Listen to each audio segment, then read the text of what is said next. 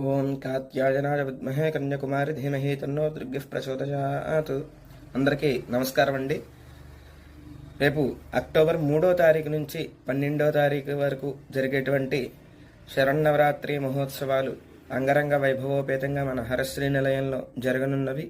అదేవిధంగా 13వ తారీఖు ఏకాదశి నాడు అమ్మవారికి ప్రీతికరంగా చండీ హోమం నిర్వహించి ఈ యొక్క శరన్నవరాత్రి మహోత్సవాలు ఉద్వాసన కార్యక్రమం కూడా జరుగుతాయి.